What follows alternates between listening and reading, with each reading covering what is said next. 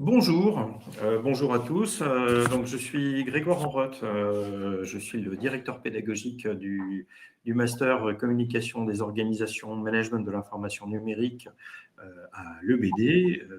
J'ai la chance de pouvoir intervenir devant vous et j'en profite pour vous présenter Coralie Fervel, qui est étudiante au sein du master et qui m'accompagne pour répondre à vos questions et puis pour vous présenter évidemment son retour en tant qu'étudiante de la formation. Peut-être un petit mot, là, pendant une grosse dizaine de minutes, je vais vous présenter 10-15 minutes la formation. Coralie interviendra également pour pouvoir vous présenter son retour en tant qu'étudiante de la formation, et puis on pourra passer à une phase de questions-réponses à la fin. Voilà, donc peut-être un petit mot sur l'EBD. Donc l'EBD, c'est une école partenaire créée en 1935, école partenaire de l'Institut catholique de Paris, qui est toujours dans les locaux depuis 1935 de l'ICP. On est exactement dans les locaux qui se situent à côté de l'église Saint-Germain-des-Prés. Voilà, dans le fameux palais abbatial. Nous sommes une formation qui est spécialisée dans le management de l'information. Nous formons chaque année environ 120 étudiants, 120, 130 étudiants qui donc sont formés au management de l'information.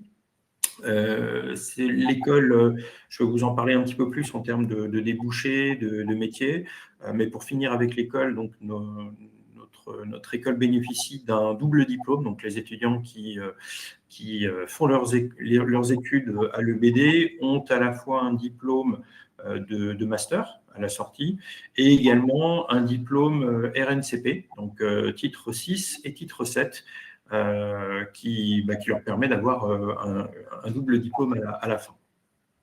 Un petit mot également sur le master. Le master, c'est 85% d'élèves qui, à la sortie, trouvent un travail en moins de 3 mois. Donc, on a des taux qui sont assez impressionnants. C'est une formation qui est essentiellement en alternance. Donc, les élèves sont sur un rythme généralement d'environ 2 semaines au sein de l'école, puis 4 semaines au sein de l'entreprise. Les cours commencent en septembre et se terminent aux alentours de juin. On a 80 formateurs environ qui interviennent auprès des élèves pour leur apporter leur savoir et donc leur permettre d'acquérir un certain nombre de compétences. Donc, ce qu'il faut retenir, c'est que nous formons les élèves à exercer des métiers dans la gouvernance de l'information. Donc, ce sont des métiers en tant que consultant gouvernance d'information, gestionnaire de l'information stratégique, des métiers autour de la veille, également la veille stratégique, donc la surveillance, la captation de l'information, comment la trouver, comment l'interpréter, l'analyser. Des métiers également tournés sur tous les systèmes d'information, la gestion des documents. Donc, comment on capte une information, comment on la partage, comment on la valorise. Donc, c'est tous les métiers également tournés vers ce qu'on appelle le knowledge management des connaissances. Donc, à la sortie, nos élèves sont capables d'occuper de très, très nombreux postes. Et c'est bien la particularité de l'EBD, c'est-à-dire un système d'enseignement où il y a une partie de théorie, c'est aux alentours de 30-40% de théorie, et aux alentours de 60 à 70% de pratique dans les différents cours. Donc, c'est une formation qui a pour objectif de vous mettre le pied à l'étrier, d'être capable d'exercer le métier qui vous plaît à la sortie et pendant la formation, puisque comme vous l'avez compris, vous êtes en alternance. Dans le déroulé, peut-être pour continuer un petit peu sur les métiers que vous allez exercer, à la sortie, il y a également tous les métiers qui sont tournés vers le pilotage de l'information, le pilotage des projets. Donc, comment arriver à gérer un projet en entreprise, comment arriver à structurer, à améliorer les dispositifs d'information, etc. Et donc, pour ce faire, la formation se fait en 2 ans. Donc, la première année, vous êtes en Master 1. L'objectif, en fait, c'est de vous permettre d'être à la sortie complètement opérationnel au niveau de l'ensemble des métiers. Donc, vous savez exercer les métiers autour de la gestion de l'information, autour de la veille que j'ai évoqué, du pilotage, d'un certain nombre de dispositifs informationnels comme le knowledge management.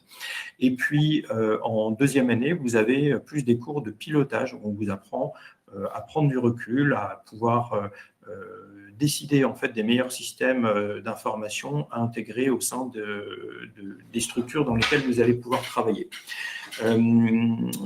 Nos élèves qui sortent occupent des métiers, occupent des fonctions dans tout type de structures. Ça peut être des entreprises privées, des structures publiques, même travailler dans l'associatif. Donc, en termes de débouchés, il y a pas mal de structures dans lesquelles nous intervenons. Je vais peut-être citer quelques exemples d'entreprises parmi celles qui nous auront fait confiance en 2025. Je vais vous citer beaucoup d'entreprises, mais que vous connaissez, où nos élèves font de l'alternance. Donc, les alternances, elles sont trouvées aussi bien dans les médias comme Libération, comme M6, dans le domaine des transports, la SNCF, la RATP, dans le domaine de la Défense, par exemple, le ministère de la Défense, le ministère de l'Intérieur également associé à la Défense, MBDA, qui est le fabricant de missiles français clés, des entreprises dans le domaine de la finance. Je pense notamment aux banques BNP Paribas, Crédit Agricole, BPI, qui est la Banque française d'investissement, Ardian. Voilà, on a des élèves aussi qui font leur alternance dans différents environnements, Médecins sans frontières pour l'associatif, mais aussi par exemple la Fédération française de football. Nos élèves sont aussi bien à l'École du Louvre que chez L'Oréal, au Château de Versailles, tout comme ils vont pouvoir trouver des alternances dans des domaines un petit peu plus techniques, industriels, dans le domaine des services, etc. Donc, chaque année, tous nos élèves parviennent à trouver des alternances, ou s'ils ne trouvent pas d'alternance, ils peuvent trouver des stages. Donc, c'est aussi un moyen de pouvoir finalement assurer son parcours professionnel en entreprise ou dans toute structure qui propose de l'alternance. Donc, en termes de poursuite, je vous ai dit que la première année, on était sur une année où on vous forme en tant qu'opérationnel, donc vous êtes capable d'exercer tous les métiers. Et la deuxième année, vous êtes spécialisé dans la gouvernance de l'information.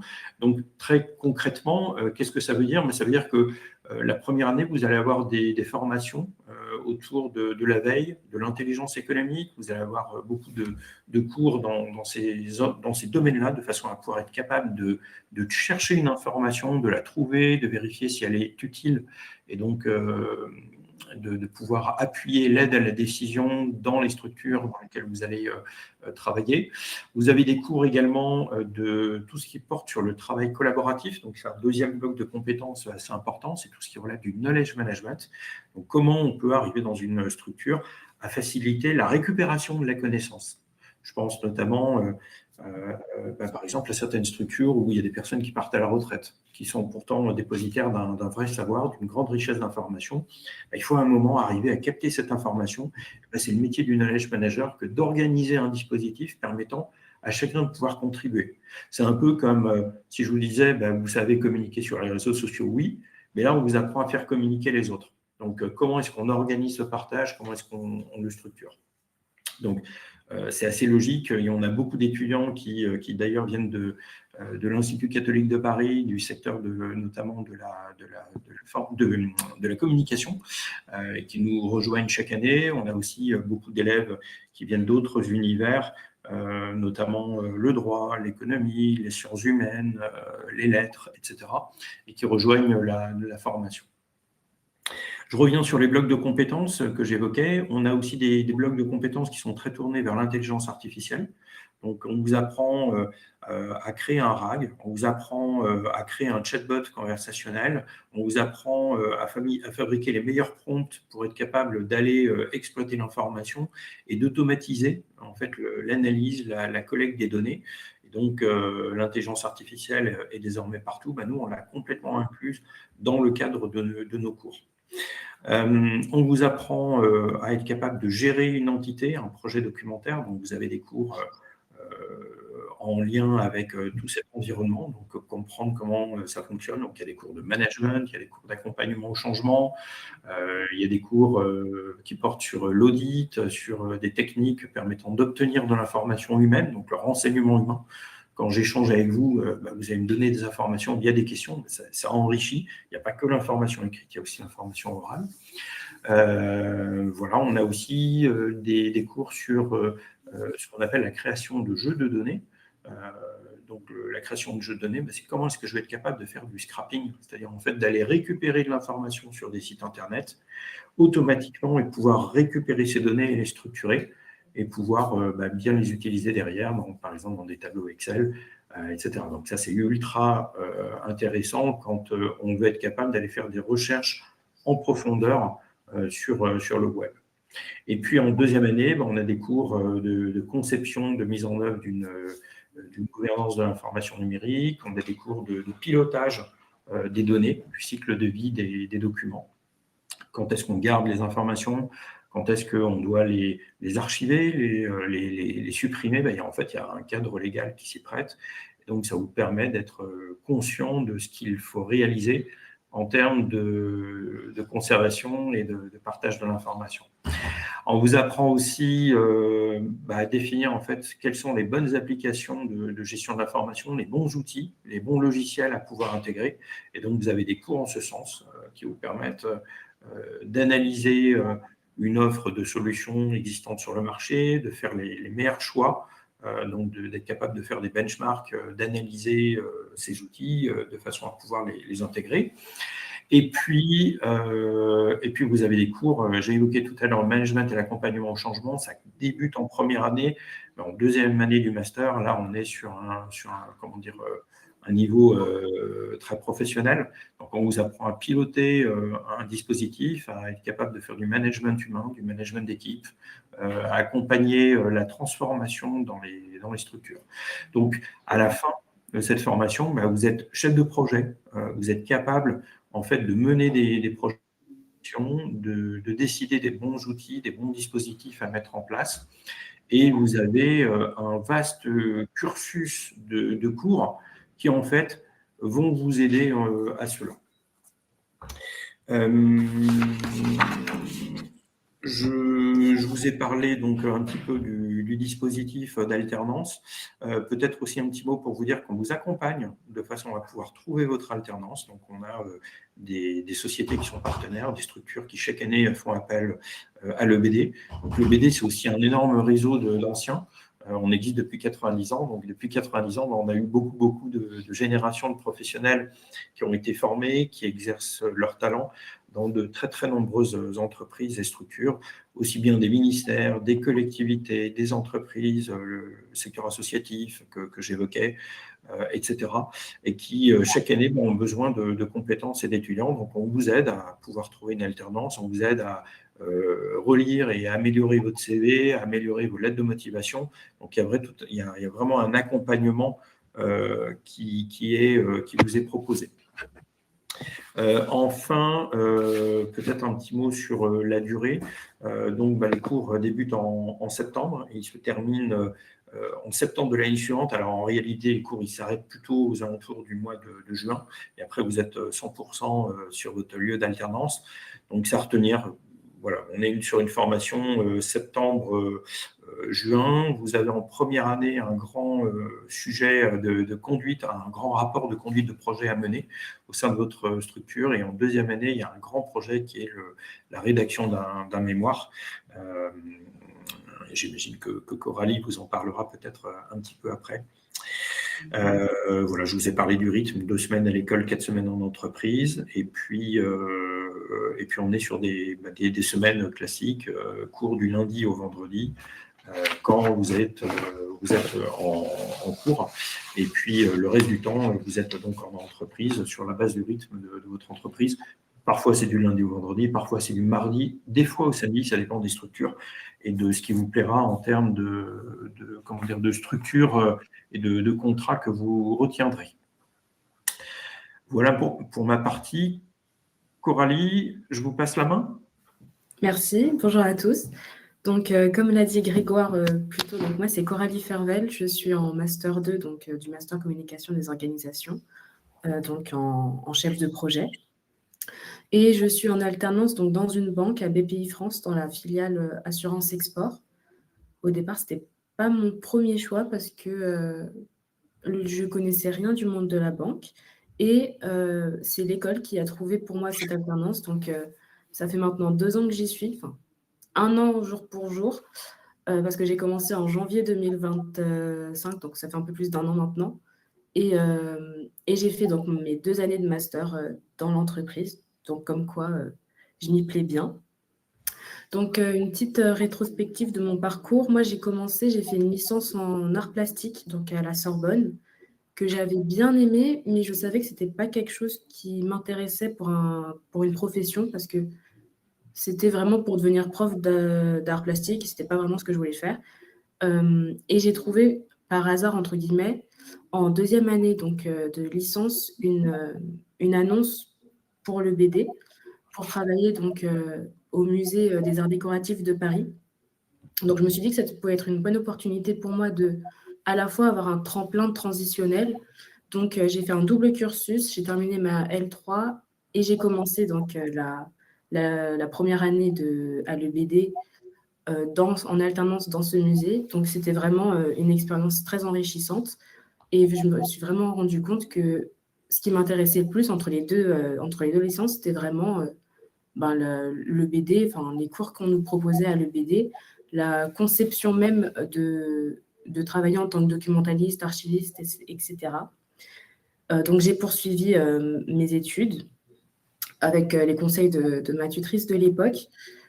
J'ai commencé donc le M1 et ce que j'ai vraiment aimé, c'était vraiment le côté très concret des cours, comme l'a dit Grégoire. Ce sont des professionnels qui viennent donner cours, donc c'est des choses qui sont d'actualité, qui sont très concrètes, qui sont pas dans la théorie constante ou très magistrale, c'est vraiment des choses qui vont être utiles dans le futur. Et étant donné qu'on est en alternance, il y a vraiment ce jonglage entre la partie théorique et la partie très concrète qui est faite tout au long de l'année. Et c'est pour ça que j'ai continué donc, en Master 2. Et il y avait aussi ce côté où je savais que je voulais faire plus dans le pilotage de projet plutôt que dans l'opérationnel. Donc, j'ai continué le Master 2 et je me suis rendu compte qu'en chef de projet, on nous donne vraiment toutes les billes pour mener bien un projet. Parce que moi, c'était un peu ma hantise en me disant « Ah là là, je vais faire le Master 2, je vais commencer à piloter des projets, mais je ne sais pas du tout comment gérer un projet, je ne sais pas par où commencer, etc. Je n'ai pas le concret. » Et les tout premiers cours, si je me souviens bien, c'était vraiment sur comment gérer un projet.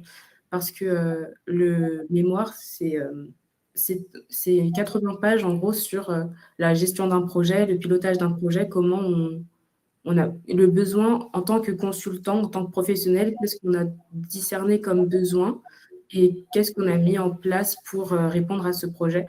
Donc moi, c'était ma grande hantise aussi de commencer le mémoire. J'en avais même parlé à Grégoire en lui disant que c'était pas possible, je ne pouvais pas faire le Master 2 parce qu'il y avait un mémoire. Et au final, c'était plus de peur que de mal parce qu'on est vraiment très bien accompagnés. On a des cours donc, qui nous aident beaucoup. Et en plus de ça, on se rend compte au fil de l'eau que ça se passe très bien. Là, on est en mars et j'ai très bien avancé mon mémoire, donc c'était beaucoup plus de peur que de mal.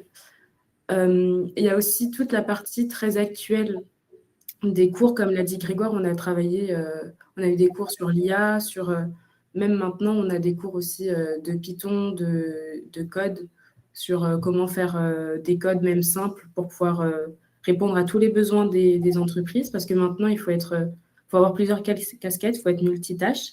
Donc maintenant, on peut vraiment répondre à tous les besoins qui sont demandés.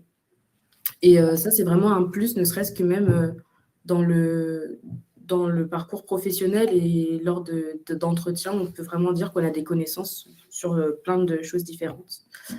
Donc, c'est vraiment la diversité des cours qui m'ont, moi, attrayée et qui m'ont fait rester dans l'école.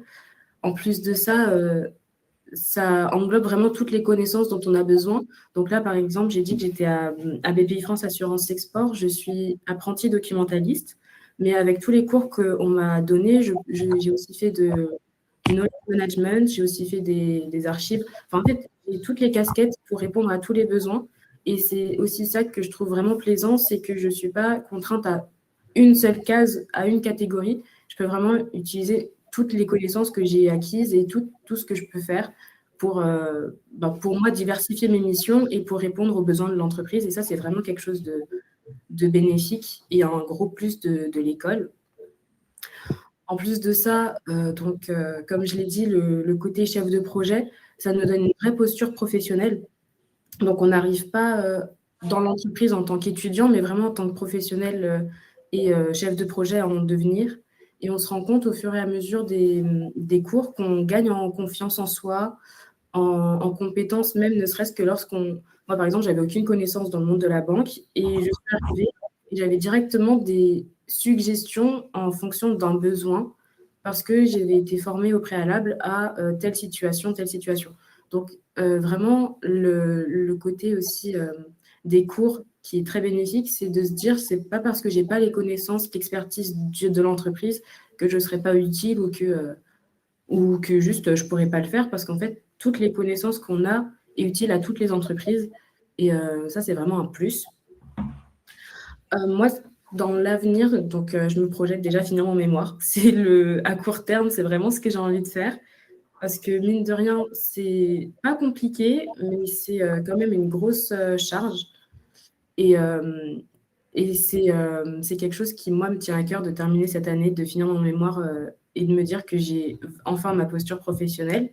Ensuite, ce serait de trouver du travail. Donc, je reste assez fermée sur mon idée de continuer dans le monde de l'art parce que ça a toujours été ma vocation.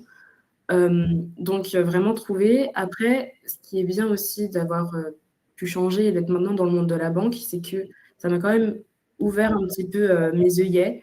Et je me dis, c'est pas grave si mes premiers contrats sont dans d'autres domaines que dans l'art, parce que j'aurai plus d'expérience et ça pourra toujours m'apporter un plus. Il n'y a jamais de mauvaise expérience quand il s'agit d'un contrat ailleurs. Voilà, merci. Merci Coralie. Moi, je rajouterais juste un petit point, c'est que on parlait d'art. On a une étudiante en première année qui a trouvé son alternance dans une galerie d'art. Donc voilà, chaque année, on a des lieux nouveaux, pas toujours des lieux auxquels on pense. On a aussi des élèves toujours dans le domaine de l'art ou de la culture qui travaillent au RMNH, le rassemblement la réunion des monuments nationaux, voilà, donc historiques, donc qui est une structure qui comment dire, analyse les œuvres d'art partout en France et qui participe à leur valorisation. On a comme ça de très nombreux lieux de formation qui sont destinés à permettre aux étudiants d'exercer leur métier dans de très nombreux univers. Et puis, vous citiez tout à l'heure, Coralie, les musées. On a le Louvre. On a notamment l'école du Louvre qui fait appel à nous, des lieux comme le musée Rodin, le château de Versailles. Alors je sais qu'on va m'en vouloir si j'en oublie. Je crois qu'il y a aussi le musée. Oui, il y a aussi le musée d'Orsay qui fait appel à nous. Mais c'est de multiples lieux. Ou dans des lieux associés, le domaine du luxe notamment, c'est-à-dire on a des élèves qui sont aussi bien chez Chanel, la maison Céline que Christian Dior Couture. Donc ils sont des lieux, généralement nos élèves apprécient beaucoup ces lieux d'alternance. Sauf erreur, je ne vois pas de questions. Alors, une question. La formation est-elle plus théorique ou professionnalisante? Très bonne question. Je vais me tourner vers Coralie. Est-ce que c'est un peu plus théorique ou professionnalisant? Elle est beaucoup plus professionnalisante. En fait, tous les cours sont tournés dans le concret. Même s'il y a des cours magistraux, il y a des cours théoriques, c'est vraiment pour nous donner toutes les billes pour avoir un vrai parcours professionnel. Donc, c'est 100% professionnalisant. On peut sortir de la formation et se dire directement, allez, je peux travailler. Il n'y a pas besoin d'avoir un stage ou une autre formation pour pouvoir travailler. C'est vraiment professionnalisant à fond. Je vais rajouter un petit mot, merci Coralie. Effectivement, c'est professionnalisant. Après, il y a des cours pour lesquels la partie théorique est plus importante parce que forcément, il y a une partie de mise en pratique, mais il y a une grosse partie théorique qui est nécessaire. Donc voilà, après, tous nos formateurs, et c'est un point sur lequel j'ai peut-être pas suffisamment insisté, tous nos formateurs sont des professionnels en poste. C'est-à-dire que ce sont tous des personnes qui exercent leur métier dans des structures reconnues et ont un niveau de compétence qui fait qu'ils interviennent à l'EBD pour apporter leur expérience. En termes d'expérimentation, je vais peut-être rajouter le fait qu'on a créé un lab, le lab EBD, qui est un lieu aussi où les élèves peuvent apprendre à utiliser, expérimenter des solutions. Donc, par exemple, tout à l'heure, j'ai cité les solutions de veille. En veille stratégique, nous avons 7 solutions qui sont accessibles aux élèves et qui leur permettent finalement d'apprendre à paramétrer des outils pour surveiller automatiquement l'information et pour capter des données. Nous avons aussi des outils de gestion de management des connaissances auxquels les élèves participent. On a des projets aussi sur lesquels, notamment par exemple le SharePoint, qui est un outil un petit peu incontournable dans le management des connaissances, qui fait l'objet de travaux en groupe de façon à pouvoir être capable de paramétrer des solutions. Et c'est des projets qui durent sur plusieurs semaines. Qui sont menés dans les 2 années du master. Il y a une deuxième question sur le taux de réussite par promotion. Là, c'est relativement simple. C'est 100% pour l'année dernière pour la première année du master et 100% l'année dernière pour la deuxième année du master. Voilà, donc on a fait un magnifique tir groupé. L'intégralité des élèves a eu son master l'année dernière. Je sais que l'année d'avant, il y avait une personne qui avait été recalée en master 1 et qui finalement avait repassé les épreuves l'année suivante. Voilà, mais donc du coup, on a des promotions pour lesquelles et c'est normal, c'est parce qu'en fait, il y a un gros accompagnement en fait, des élèves qui est fait. Moi-même, je me rends présent le plus possible auprès des élèves de façon à pouvoir les accompagner. Quand on parle d'une équipe pédagogique qui est engagée à l'EBD, c'est absolument la réalité, puisque en fait, les élèves peuvent prendre rendez-vous avec moi quand ils le veulent, et donc ils ont accès à mon calendrier. Et puis, il y a un vrai accompagnement de façon à pouvoir aussi résoudre leurs éventuelles difficultés. Par exemple, des fois, sur les lieux d'alternance, on peut avoir des questions, besoin de conseils, mais aussi dans le cadre des cours. Peut-être aussi un petit mot sur les débouchés. 70% des professionnels, des étudiants, 70% des élèves qui sont sortis du master sont devenus cadres à la sortie et 84% d'entre eux ont trouvé un travail en moins de 3 mois après la sortie. Voilà. Donc on est sur des niveaux importants qui sont en lien aussi avec un niveau d'accompagnement élevé, mais aussi des élèves qui sont motivés par les cours qui leur sont donnés. Parce que l'objectif, en fait, c'est que le parcours de formation soit agréable pour vous, élèves, puisque c'est le métier que vous avez choisi. Donc, nous, notre objectif, c'est vraiment de vous apporter le plus de satisfaction possible. On a combien d'étudiants avez-vous dans la promotion? Ce que j'ai dit, c'est qu'on a 120 étudiants chaque année qui sortent de la formation et on est sur des promotions entre une petite vingtaine jusqu'à 32 élèves par classe. Donc, en gros, on est à peu près, pour simplifier, prenez une fourchette de 20 à 30 élèves par niveau. Et on a une troisième formation qui a lieu qui est en licence également et qui se décline en 2 niveaux, niveau formation en journée, formation en soirée en licence. Un point sur lequel je n'ai pas assez insisté, c'est que la première année du master, vous pouvez la faire en alternance dans la journée. Et on a aussi des élèves qui sont en cours du soir et qui sont depuis chez eux, donc c'est souvent en province. et qui participeront à la formation en soirée, mais eux, ils ne seront pas en alternance. Et nous ouvrons ce cursus à partir de septembre prochain. Autre question. Bonjour, est-il fréquent d'avoir des étudiants qui, une fois leur formation terminée, poursuivent leur parcours professionnel dans la même entreprise au sein de laquelle ils ont fait leur alternance? Alors là, je vais répondre absolument. On a beaucoup d'élèves en fait qui sont recrutés à la sortie. Comme vous le disiez, Coralie, en fait, ils mettent en place ils font un mémoire. Le mémoire, ça porte aussi sur l'analyse d'une situation, comment est-ce qu'on peut l'améliorer, etc. Comment est-ce qu'on peut proposer des actions d'amélioration. Eh bien, à la sortie, souvent, c'est pas complètement terminé et ça fait souvent l'objet soit d'un CDD, soit d'un CDI. Et donc, oui, les élèves les meilleurs, ceux que les entreprises ne veulent surtout pas perdre, ils cherchent par tous les moyens à pouvoir les conserver. Je crois que c'était la dernière question.